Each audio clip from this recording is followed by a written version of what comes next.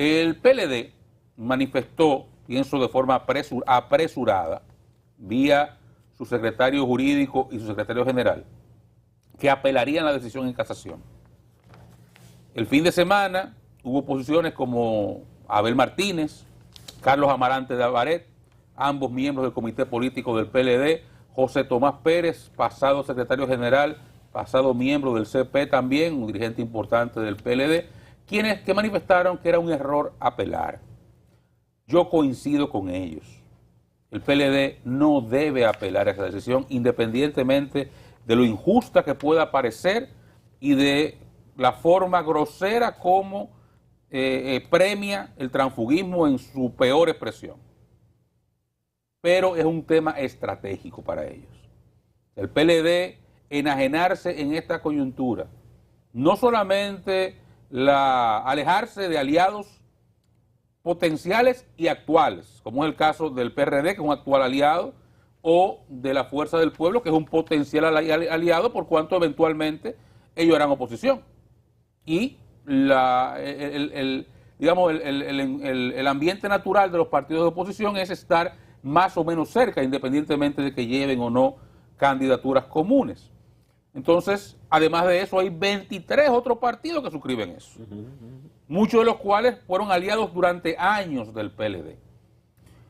Entonces, es un riesgo que puede perder, primero pueden perder muy fácilmente la batalla.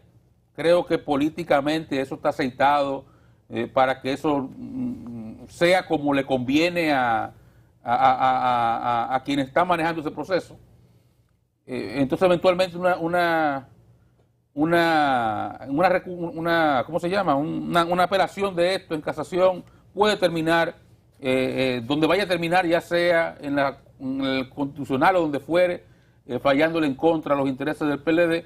Entonces perderían legalmente a la larga o en el mediano plazo, y también pierden políticamente. Entonces, y se distancian de los eventuales aliados. Claro, pierden políticamente porque se genera una distancia innecesaria. Por eso yo creo que lo que plantean, y me quedo en esos tres dirigentes del PLD que lo hicieron el fin de semana, dos de ellos miembros del CP, claro, aspirantes presidenciales, me quedo en esos planteamientos de ellos, que creo que el PLD debería escuchar. Su presidente, Danilo Medina, debe escuchar esos planteamientos, ponderarlos. Creo que fue tal vez una reacción calenturienta de primera fase, de decir que se va a recurrir, sin haber evaluado tal vez la dimensión de esa decisión, y deben repensarlo. Creo que no le hace bien al PLD esa apelación de esa decisión. Le conviene más políticamente dejar eso así, independientemente de que puedan entenderla como injusta, porque desde todo punto de vista, ¿qué partido mayoritario es? No es nada mayoritario la Fuerza del Pueblo, realmente no lo es. Lo puede ser mañana.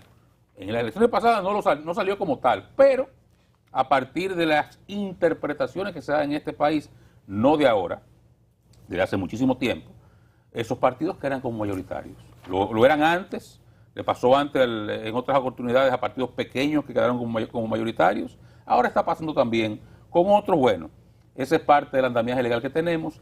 Creo que al PLD, en resumidas cuentas, no le conviene litigar ese proceso más allá de lo que ya está decidido. Lo que pasa es que hay veces que no se puede perder dos veces. Entonces, son de esas luchas que cuando usted le va a sacar el provecho, se da cuenta que no ha ganado nada. Sí, pienso que fueron precipitadas las declaraciones del secretario general, sobre todo, que es una instancia de ese partido que tiene que ser un tanto más discreta y reservado, y mirar para todos lados antes de opinar, porque usted siendo el secretario general y encontrarse que otros miembros del comité político salen a disentir de su posición, eso pone en cuestionamiento la integridad, la unidad del partido. No, y si tú sacas una proporción de quiénes fue que lo hicieron, son dos miembros del comité político, por demás aspirantes a presidir, sí, que están viendo un poco más allá, pero ahí yo veo un poco de la certeza de un proceso de recuperación que se presenta el PLD, que ha salido a defenderse, a proclamarse, pero que no se puede dar el lujo de su opositor, del otro partido, de que siempre va a tener una referencia, que es Leonel Fernández, que vuelva a producirse en una u otra instancia una derrota, que son dos de los casos que tienen el camino, porque esto no se queda solamente en lo que es el monto de distribución de los recursos, que a donde afecta eso es en la Junta Central Electoral. Hace una semana el Tribunal Constitucional se puso en estado de fallo con relación a lo que se decide sobre la segunda mayoría en el Congreso, que tendría una implicación en la escogencia del miembro que ya está designado por fuerza del pueblo para escoger las altas cortes, que en este caso, por cierto, hoy estará con nosotros a quien le correspondió, que es Bautista Rojas Gómez.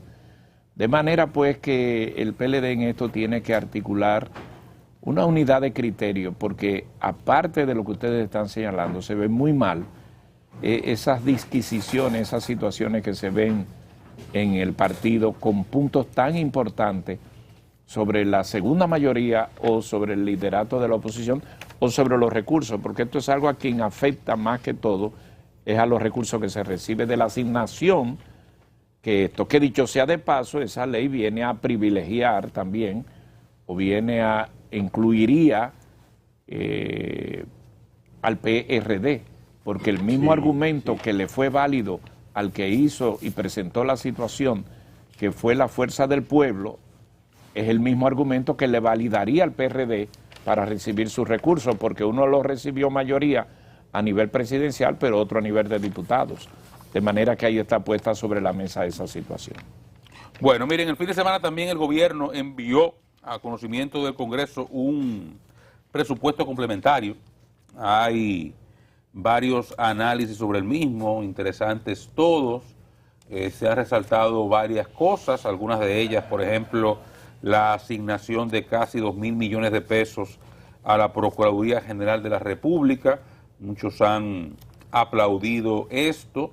Pienso que también lo aplaudimos, evidentemente, que se traspasen los fondos que requiera el Ministerio Público para sus trabajos, más aún cuando no hace mucho tiempo la procuradora Miriam Germán se quejó de que le faltaban recursos.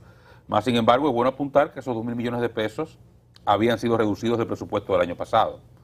O sea que en el presupuesto del 21, esos 2.000 millones se lo habían quitado a la Procuraduría General de la República. Simplemente le están devolviendo. O sea, no es que se le ha puesto más, se le devolvió donde estaba en el 20.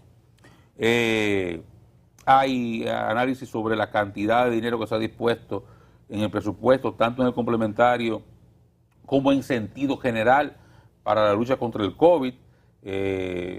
Parecería que los gastos en materia de salubridad, en prevención, en transferencias sociales, en todo lo demás del COVID, todo lo que implica, ¿verdad?, la pandemia, pudiera rondar los 200.000 millones de pesos en el año 2021.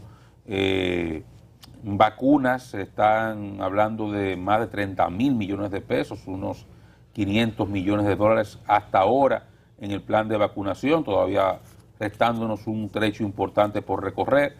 Y bueno, en sentido general, esos son datos, no he visto el presupuesto con detalle, estoy citando parte de las cosas que han resaltado la prensa en titulares, y el impacto del gasto corriente, que sigue siendo enorme. O sea, el gasto corriente se está comiendo prácticamente todo el presupuesto, se está quedando muy poco para el gasto de capital, y parecería que en lo que queda del año no habrá mucho espacio para inversiones en obras importantes. El gobierno, la verdad que, y hay que entenderlo, es un año, le ha tocado un año difícil.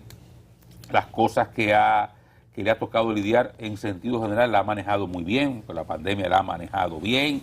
La economía de la República Dominicana continúa siendo un país en total crecimiento. Yo siempre cada vez que lo menciono esto, digo, me alegro mucho que sectores que antes no lo entendían, ahora tienen la epifanía de darse cuenta de que sí, de que crecemos, de que las bases de la economía dominicana son sólidas y de que hay un manejo correcto de la macroeconomía, que esa estabilidad es importante, que el crecimiento de la economía es importante y que es real. Qué bueno que mucha gente se esté dando cuenta de eso. Pero la verdad es que en la actualidad, dentro de las circunstancias de la pandemia, los retos que ha tenido el gobierno hay que reconocer que se han manejado, los retos fundamentales lo han manejado muy bien. Plan de vacunación, la atención a la pandemia, ha habido algunos problemitas con las transferencias sociales últimamente, pero es entendible. Hay cosas que no podían manejarse eternamente, han tenido que ir desmontándose, pero se han desmontado en la medida en que se ha ido recuperando también el empleo. O sea, en sentido general, los principales retos del gobierno, él lo ha manejado bien. Sí, le queda el pendiente, y uno lo va observando cada vez con mayor rigor, que el acápite de obras de infraestructura se le va quedando muy pequeño. No parecería que hay hasta ahora, el gobierno no parece haber iniciado todavía una obra importante, por lo menos que se sepa. El presidente ha inaugurado algunas obras, pero la mayoría de ellas, dando continuidad de Estado correctamente, han sido cosas que estaban ya bastante avanzadas o prácticamente terminadas. Se ha hecho una apuesta importante por la alianza público-privada, que deseamos que surta efecto, que es una apuesta que dé resultados, pero hasta ahora, y es lo que se evidencia a partir de los análisis que he visto en el presupuesto, incluso el presupuesto complementario, la inversión de capital, o sea, en obras, en infraestructura, es bastante pequeña. Y eso, si bien se entiende el condicionamiento que sobre el presupuesto tiene el COVID, también hay que señalar que en la actual coyuntura, donde un sector privado se ve afectado y ralentizado su activismo económico como consecuencia de la pandemia, la incursión del Estado en obras, la presencia del Estado en inversión resulta fundamental para la recuperación económica. Entonces, en algún momento, entiendo que ya sea mediante deuda, mediante algún tipo de mecanismo, el gobierno debe replantearse cómo va a mejorar la cantidad de dinero que está dedicando a la inversión, a las obras de infraestructura, porque son importantes no solamente para la satisfacción de necesidades básicas que la gente tiene, sino también para el impacto en la recuperación económica. No hay dudas de que ese replanteo marca un tanto la línea de lo que sería el término del año. El primer año completo del gobierno, a partir de que el año pasado estuvo manejándose con otro presupuesto, pero todo esto relacionado. Por eso, y hay análisis ahí de lo que significa la partida de este presupuesto complementario, y ahí uno se puede dar cuenta de quién le toca un poco más, pero evidentemente la pandemia lo acaparó prácticamente todo, y ojo, el tema de las vacunas, el costo, lo que tú has señalado, y evidentemente que esto sigue siendo algo hacia futuro que va a plantearse hacia final del año, cómo van a comenzar a cuadrar, a final de año no, en octubre, cuando tenga que presentarse el presupuesto del año 2022, lo que tiene que ver con el interés o la puesta sobre la mesa de una reforma fiscal a los fines de que el año que viene comience ya a materializarse esto.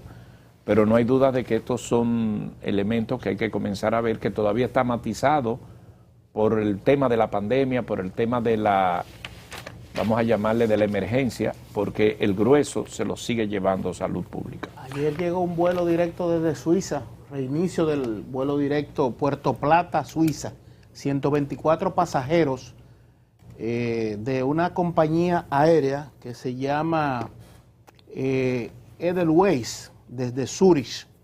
Esto es importante porque los turistas que viajan a los lugares como República Dominicana piensan mucho en la cuestión de la salud y otros elementos, ya lo tradicional, la hospitalidad del dominicano, las bellas playas, el sol, todas las cosas que le brindamos, y esto envía un mensaje interesante desde el punto de vista de reactivación del turismo